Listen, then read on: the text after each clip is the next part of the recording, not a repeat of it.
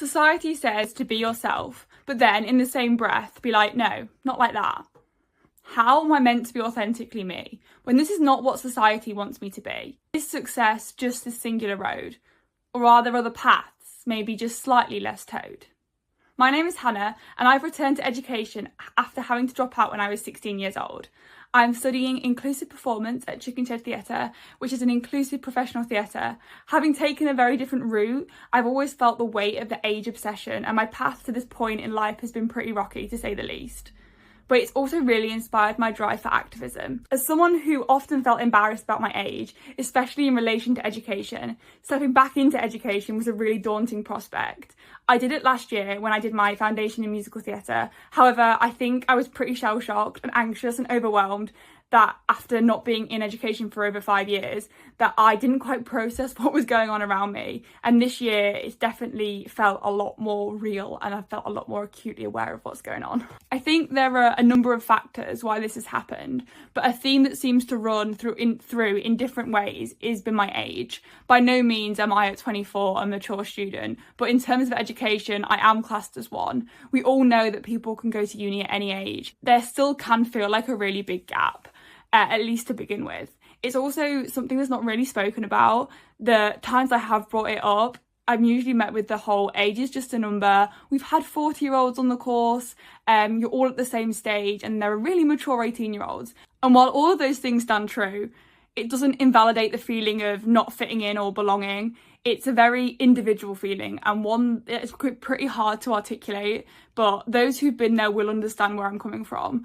They're really common feelings amongst those of us going through it, and I definitely felt quite alone, but seeing other people posting about it and talking about it was really reassuring. Starting anything new is really overwhelming, and when moving to uni, I found I suddenly had lots of new things all in one go. As a neurodivergent person with complex PTSD, this is only heightened. Whatever age you are, many of us still have the same worries and fears. For me, as I'm not in halls and nobody is on my course, I think that adds to the feelings of isolation and loneliness. I think for me that's definitely been one of the biggest challenges that starting uni as a young mature student, the feeling of isolation and being alone. Loneliness is actually something that I've experienced quite a lot, but as someone who finds socialising extremely exhausting, it has come as quite a surprise to me how much the loneliness and isolation has hit me. I think this is where I've really felt my age and the most out of touch with my peers. Doing a course which isn't at a uni has both its positives and negatives, and for me the negatives are massively outweighed, but I think initially it's been hard to find that community. I think it's been that has made me fixate more on my age and added to those thoughts and feelings of self-doubt, as well as being neurodivergent and disabled. It's as though I'm not coping as well as people who are younger than me. And now, don't get me wrong, age is an irrelevancy. Support needs vary and chronological age cannot be used as a barometer. And that is before you even get into the fact that everyone copes differently. But I think realising this has helped me be kinder to myself. Now that I'm a few months in, I've also realised how my complex PTSD has probably played a bigger part in the challenges that I felt. Discovering the impact of my trauma and acknowledging it has played a really big part and has probably been the biggest turning point in my uni journey so far. It really sounds cliche, but the work I've done on myself personally has been one of the most eye-opening. The more I know about myself, the better equipped I am in relation to going forward. Authenticity has been the biggest part of this, and having the inner strength to follow what I believe. As I've worked out what I truly like and don't, I've been able to ask for what I need more concisely and confidently. It's allowed me to set boundaries and ensure that I enter spaces that allow me to be who I am. Of course, it's a journey, but as I've become more confident in who I am able to worry less about how other people perceive me. Probably the biggest practical help in respect to this has been who I choose to surround myself with. I find I do have different people to fulfill different needs, and this is what works best for me. I have my uni friends, I have my best friends, I have people I dance with, people I create with, people I just message, people I have long deep chats with, and people I sit and put the worlds to rights.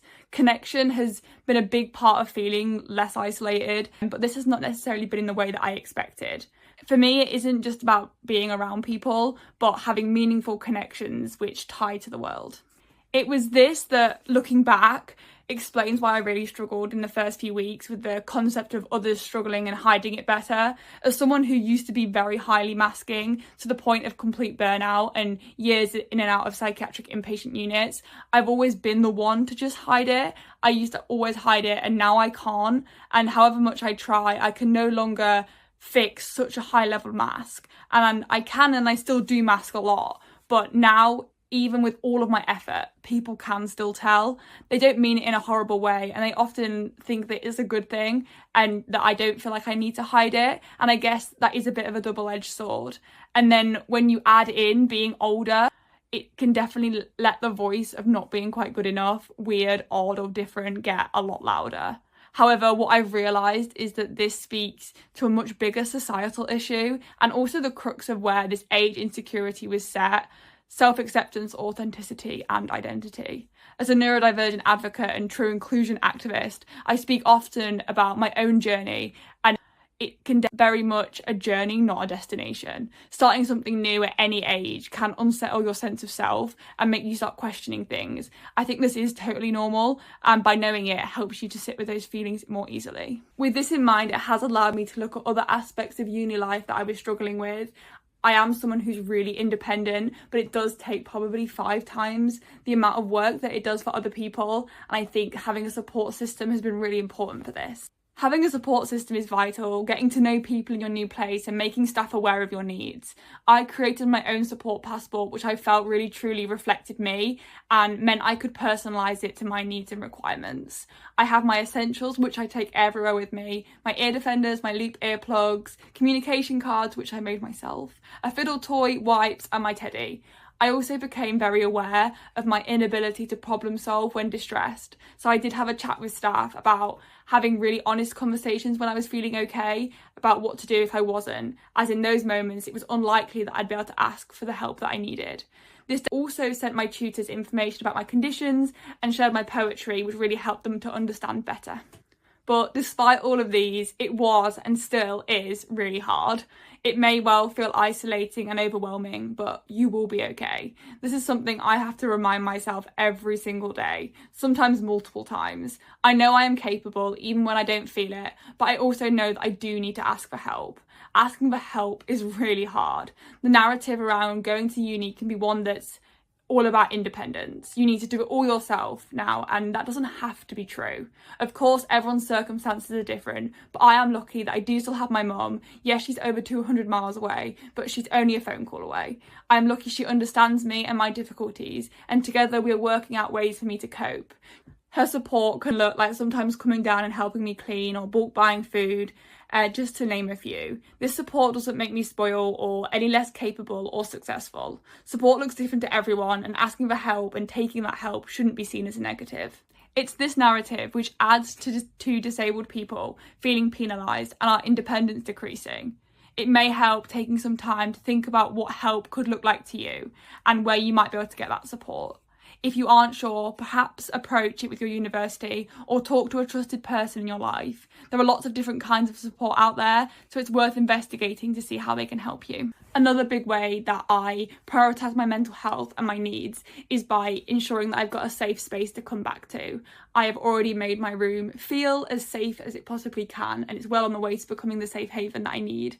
I've decorated it and made it feel as me as possible, bringing as many of my comforts as I could. For me, home isn't actually a place but a feeling, and I do think that this has made the whole process a bit easier. I wrote a blog when I first moved to uni and first started, and when reading that back I saw that I hadn't taken part in any of the lessons so far, and when writing this I have actually already taken part in lessons and taken part in the show, so it does show you that it does definitely get better. This may feel ridiculous as a uni student, but this really is a massive accomplishment for me. Everything is baby steps, and I have to remember where I came from and what I've been through. We are forever our harshest critics, but I'm proud of you and I'm proud of me, and it's always hard to begin with, but if we never begin, we'll never know where we could end up.